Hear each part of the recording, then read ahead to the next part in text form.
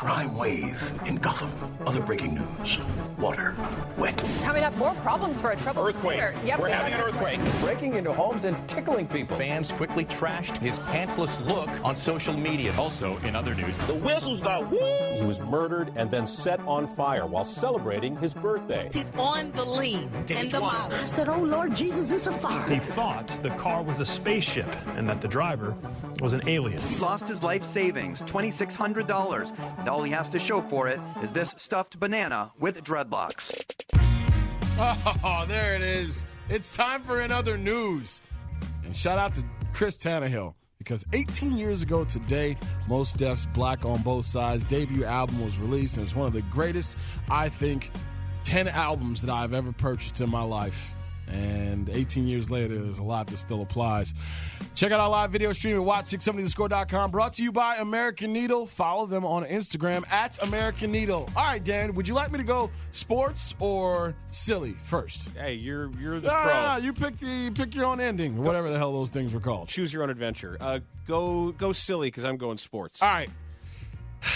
This from Fox News. Robert Patterson, a 41-year-old probationary fireman, had just completed his training at the Firefighter Training Academy and was appointed to Engine 55 in Detroit, Michigan.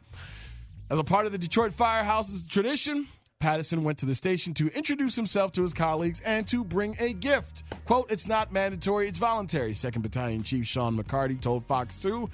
Quote, "You come in bearing gifts. The usual gift is donuts, but you're allowed to bring whatever you want to bring in." Okay. Patterson brought a giant watermelon topped with a pink bow. The gift was not received well by his fellow firefighters, 90% of whom are black. And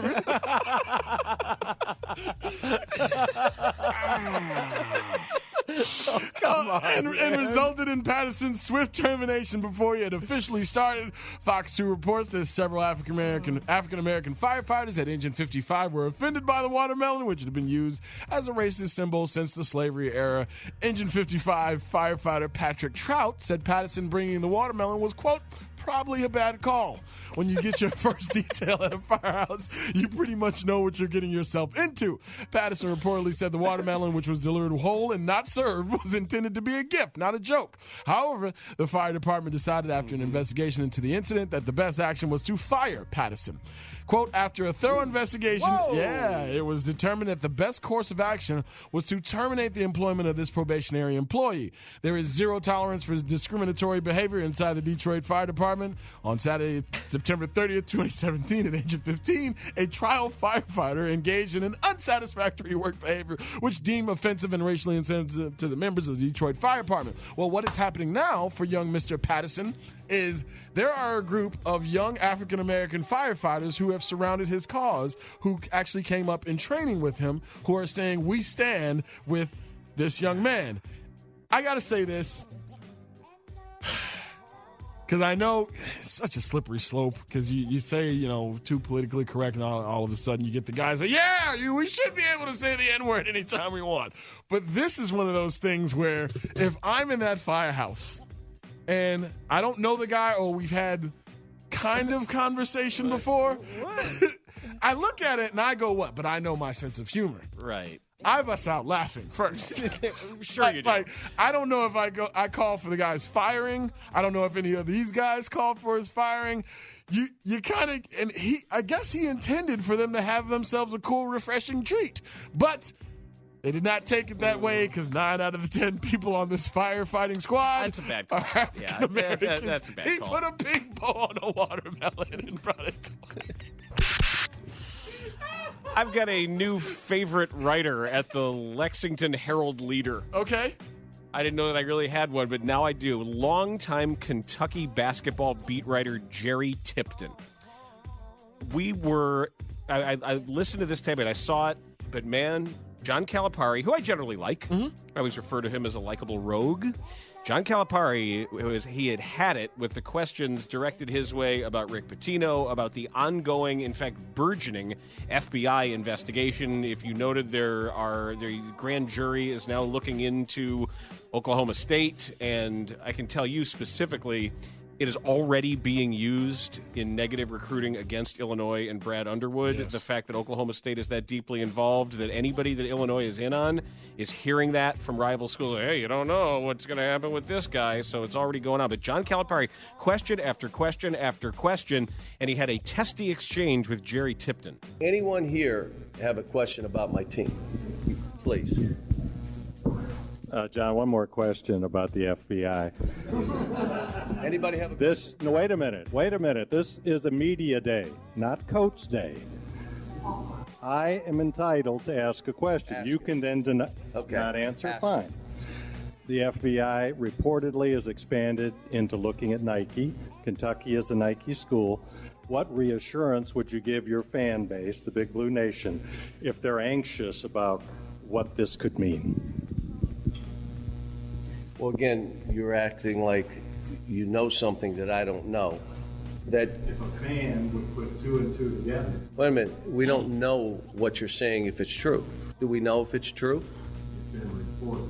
Well, that makes it true.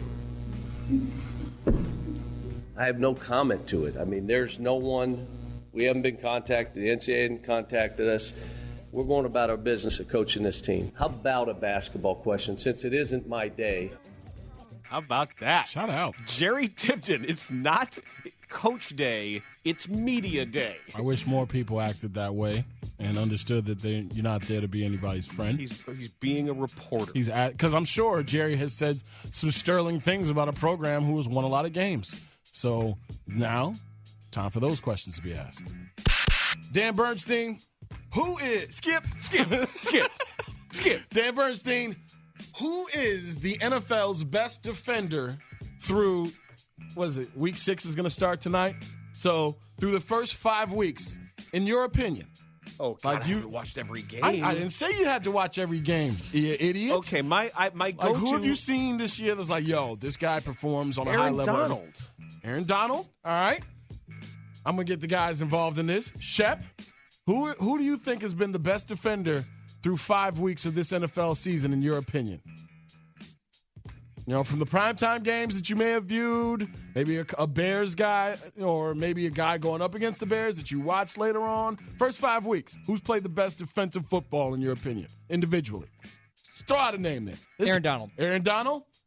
I'm thinking you got a local angle here, so I'm going to go Akeem Hicks. No, I'm not. I'm going to go with an angle that I had 2 years ago on the Bernstein and Goff Show, where I thought Joey Bosa and this man would be the best two players in the draft, not just defensive players. Jalen Ramsey, ladies and gentlemen, if you have not seen the young man out of Florida State who got into it last year with Steve Smith, I was a little sassy, too, because he was rolling his eyes. And I thought you were going to say Hassan Reddick, no, because it's another one of your guys. Jalen Ramsey, Dan Bernstein, has not allowed a pass caught over 8 yards through the first 5 weeks of the season. Whoa. Jalen Ramsey has a passer rating against in coverage of 26.5. Jalen Ramsey is shutting down an entire side of a field for the Jacksonville Jaguars and allowing them to do things that Richard Sherman allowed his team to do, that Darrelle Revis in his heyday allowed his team to do, and near I say Deion Sanders allowed his teams to do in his heyday. He is as good a defender that you'll see in this first quarter of the season plus. People were like, put him at safety.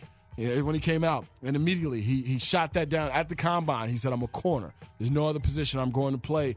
So far, including Von Miller, including Khalil Mack, he is the best defender that I have seen in the NFL. If you don't get a lot of Jacksonville Jaguars games in your system, I'm cool with that. That's fine. They'll jump up on a Thursday night against the Titans at some point here. But Jalen Ramsey is doing work out there. I don't really have a dog in the fight when it comes to U.S. soccer. I've never really felt strongly. I watch the World Cup. I like the teams that are the best in the world at what they do often on that stage. Every 4 years, I pretend to get into it a little bit and try to appreciate the athleticism of some of these teams. It's all good. Mm-hmm. And, I played for a long time That was I forgot about that. That was my thing. You know, I played competitively for 7 years until everybody got faster, and I never really loved it. And your Evanston story. But oh God, that still scares me. Apparently, Evanston came up to Deerfield with a spray painted ball. They were all black. It looked like they were kicking bowling balls around. It was. That's quite the intimidation tactic, though. We lost that game the moment they got off the bus. That's off the bus game. We were, and it was like 8-0 or something like that. It was like we lost them. We lost. I think we tied our last game, but we were a bad freshman soccer team. You're from on the Evanston. But here we go again with all the people who are invested. I talked to my soccer fan friends. One guy said that this loss to Trinidad and Tobago was like an 8U team beating a Major League Baseball team. He said that's how bad it is for a tiny, tiny, tiny little country like that to beat a country of 350 million people or whatever we are. Mm-hmm. And I've read some terrific writing about it. Even though maybe it's because I'm not invested, I've really enjoyed reading about how the developmental system, it gets back to the youth sports conversations we've had, that the U.S. soccer system is designed to make money. It's designed by businessmen to make money. And soak parents for every last check they've got. And they get it. Much more than it is designed to actually filter the best talent to the national stage. Because you get Christian Pulisic, and that's it. After that, what happened? Nobody. Freddie Adu. No, Freddie Adu. That did not happen. But this is one of these things where there are a lot of people who are going to get fired, and a lot of people in governing bodies are going to be on the way out, and there's going to be a lot of think pieces written about how the U.S. has to do this sport completely differently. And finally, former Saints cornerback Tracy Porter, best known for his game-sealing pick six in Super Bowl XLIV, was arrested Tuesday night on battery and drug possession charges. Porter is accused of grabbing a woman by the face and neck in an argument 5 days earlier. The unnamed woman, who WBRZ says is his girlfriend of 2 years, had bruises consistent with her account. Porter admitted to grabbing the woman, but said he was acting in self-defense. Officers also found marijuana and prescription painkillers in Porter's car when he was arrested. Porter, 31, played 9 seasons in the NFL for the Saints, Broncos, Raiders, Redskins, and Bears. Played all 16 for Chicago last season. Was cut in April to clear cap space. When Tracy Porter did not return after everyone was saying, look how good a season he had. I'm not saying this was on the horizon, but, man. I thought there was something else that they might have known. Well, I'm just saying, I saw this story. I'm like, yo, this is kind of odd. You know, not seeing it. Of course, NFL players, run into these kinds of things, and we read about them all the time. But I never heard anything bad about Tracy Porter while he was here, and then this kind of story comes up. But it's alleged, and we will see how it plays out. That is in other news. We gave you the Cubs lineup for tonight. It is an interesting one. We got some reaction to that. A lot of people want to talk also about our discussion regarding Joe Madden and what tonight means. 312-644-6767. Your phone calls, and you never know when I start pushing buttons what's going to come out of that box that you're listening to. So keep it here on Bernstein and Goff on The Score. That's why I don't read the newspaper. El lanzamiento de Tiesa con fly profundo por el derecho. Atrás Bruce. Va atrás y la vio pasar. Oh, nuevamente Didi Gregorios con el cuadrangular por el jardín derecho contra Kluber. Y los Yankees aumentan la ventaja a 3 carreras por 1. Hay que cantarle al curazaleño. Wow, el Didi Gregorios. That's more like it, Tanny. It sounds so much better in Spanish. His name is Ricky Ricardo, indeed, and that's the Spanish language Yankees broadcast. I'll take that, right?